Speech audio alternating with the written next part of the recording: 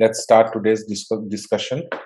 So today we will cover mostly Netflix, again from a breadth-oriented point of view, and then we will see that if we have to slice and dice the components, then do the components first of all map to what all we have discussed in the concept building classes, and if so, then how can we talk about them in like at a very high level? If I have only 3 or 4 minutes to talk about each one of them, what sort of rinse and repeat TLDR can we do for each one of them? We can just go through that exercise, and then I will take one component and then we'll do a deep dive. Okay, so that's the goal. So Archie, again, let's say I ask you to design Netflix or any other problem, doesn't matter, but what will be your, how will you first break the ice, or how will you just initiate the process? I guess we start with talking about the functional requirements. Mm-hmm. Okay. And then from there we move on to talk about non-functional requirements. And then at that point, if there are APIs that are very visible and very clear, we start designing the APIs. Once we start designing the APIs, either we move on to and take cues from the interviewer to see if you want to talk a little bit about the capacity plan. If not, then we can start talking about the high-level design, and from there we can think if it's a breadth-first problem versus a depth-first problem, and then start diving deep into different patterns and try to see the problem and categorize into one of the patterns you've mentioned out of like 3 key value workloads, compute intensive workloads, or streaming analytics workload. Okay, so I think you're in the correct direction. So let's try to go with it. So again, we'll start with the high level thought process, and the first step is collecting the functional requirements as much details as possible, at least so that we get to visualize some APIs. We don't have to code the APIs, and we have to visualize the APIs.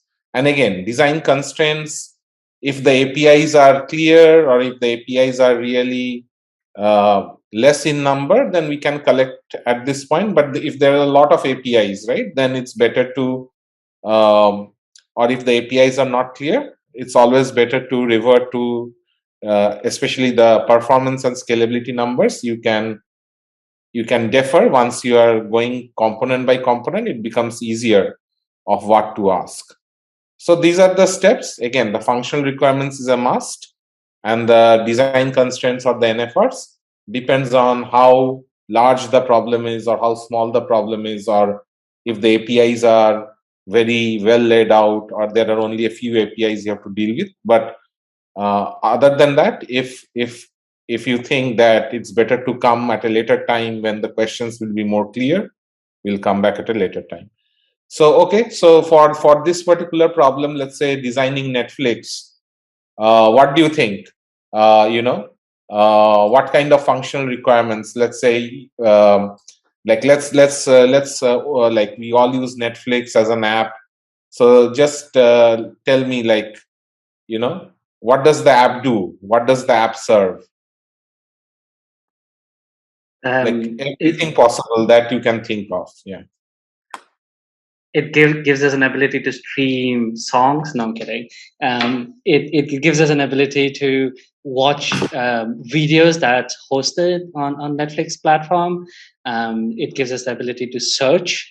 It gives us recommendations. It keeps track of shows that we have watched, so we can either continue watching or watch them again. And then when you land on the Netflix experience, or the first time you are signing up to the experience, they ask you a bunch of questions to kind of understand what your interests are, and then based on that interest, it gives you recommendations to start off. And as you go along, your recommendations get refined based on what you watch. Moving on from there, you can watch, you can create multiple profiles using the same Netflix account.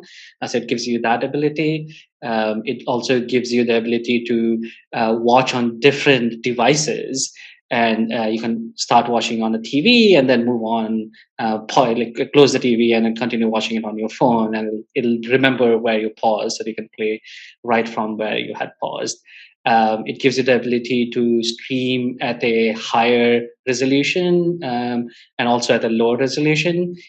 That's also capped by what tier you are on, and then obviously all the payment and then profile portions of it too. I think that's all it. Okay. Are there other stuff? Has any, anyone has anything more to add?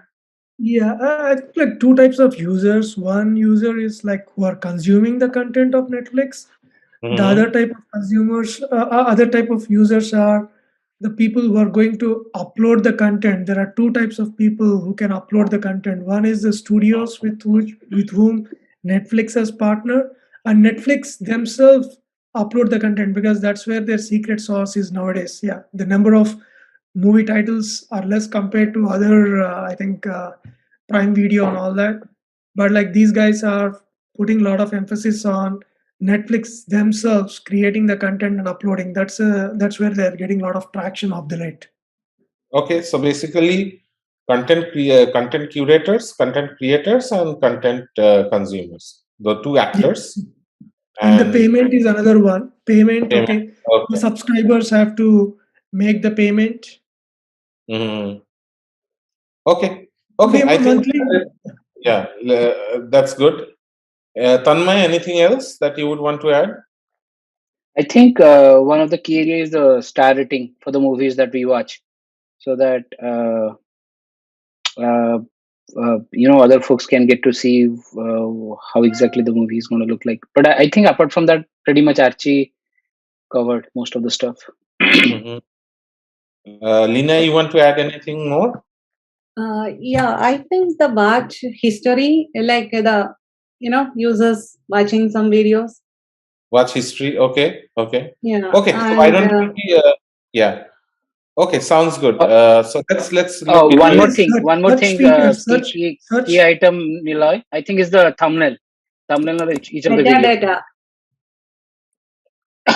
Yeah. Yeah. Okay. So let's go forward.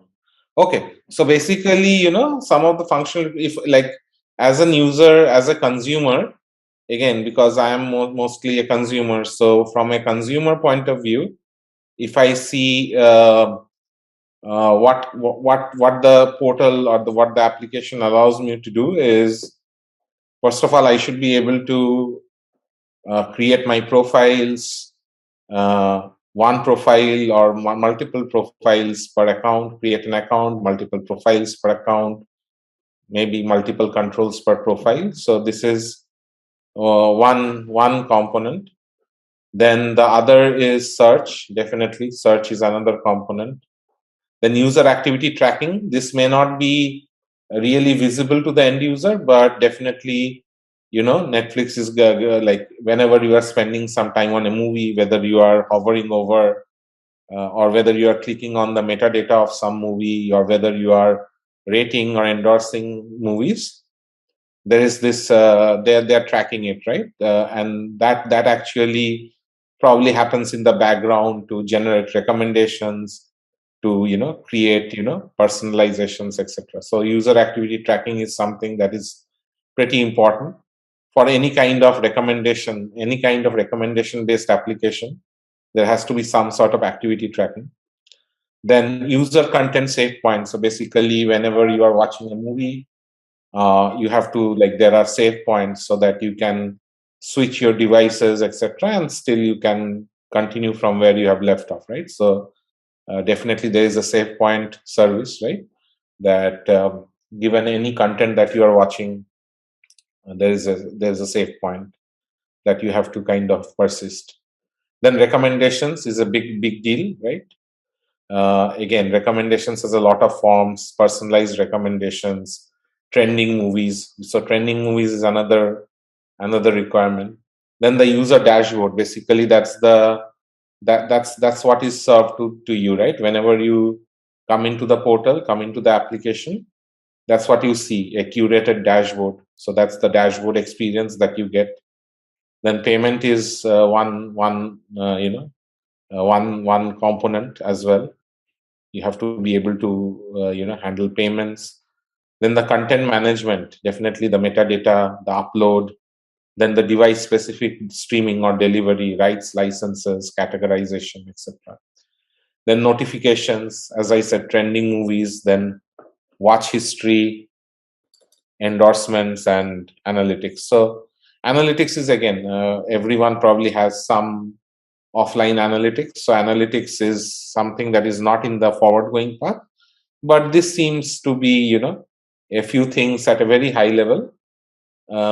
Again, from a visualization point of view, since we are very, very well aware of the app, we are very, very well aware of the portal, we can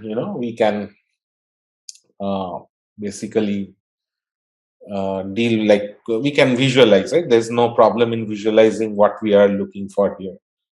So does this seem okay to go forward, or anything seems pretty okay, pretty broad, and most of the things are probably clear, right? Like there is no, from an API point of view, or from what each bullet point means, we have a clear idea, right? We don't have to go through any kind of exercise to visualize these, right?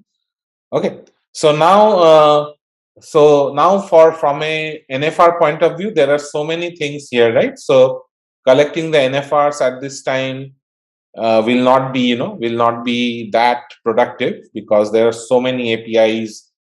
Like there's a ton of stuff, right? So I would rather defer collection of the NFRs when we go into the go into each component, or when we design component by component, or when we deal with each component. Then I think it's better to go ahead and figure out, okay, what the NFRs would be. Okay, so once this step is done, Archie, what's the next step? That once we have gotten these functional requirements, what's the next step from here? I think at this point we would want to go ahead and start doing some high-level API design for each of these bullet points.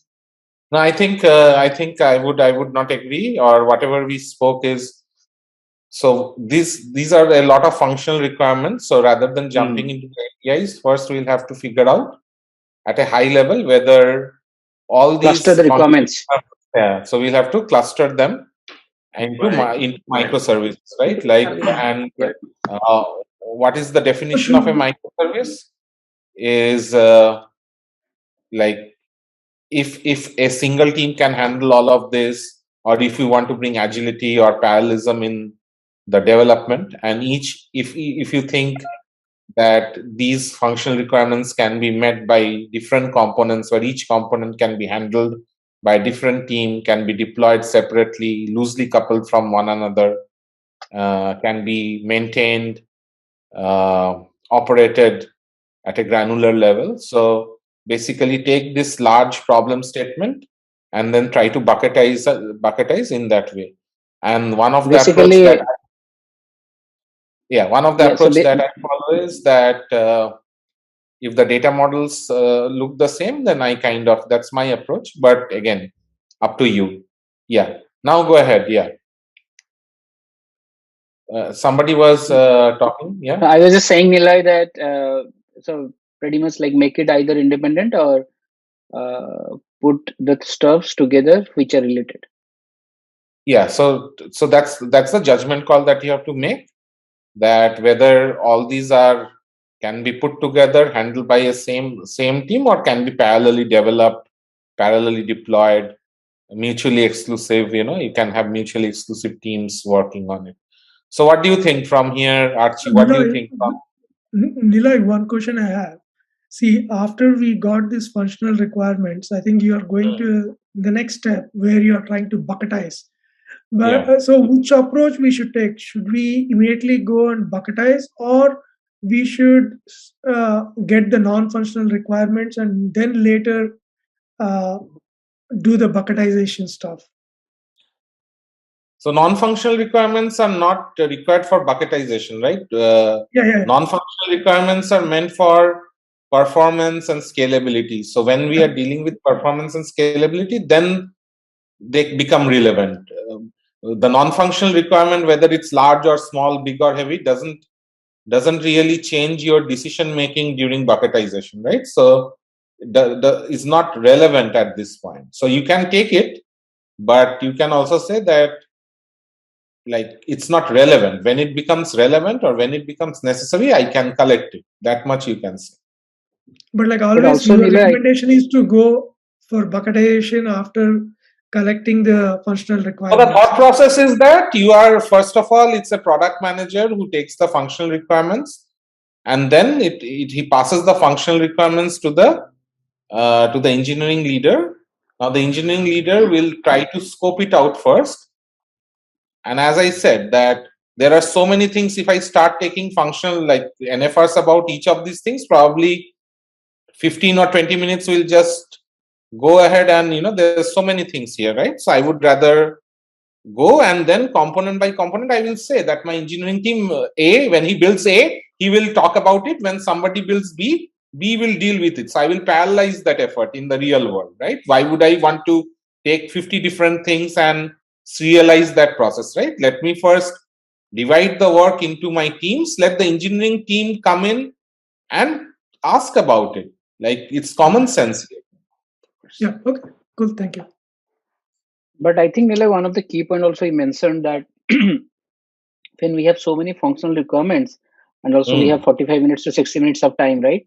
Then this is good enough for us to drive further. So we don't need to even look into NFR, right? Yeah, at But this if point, the it's at a higher level, right? We are operating at a higher level, Yeah. numbers, etc. Once we start building the product, once we start the productization process, then definitely those NFRs will come in the picture, because there are so many things, right? We cannot just start talking about NFRs for various things, right? So we will deal with it, because there are so many things. Just talking about NFRs will waste a lot of time at this point. Yeah. Hey, Niloy, this is Mayank.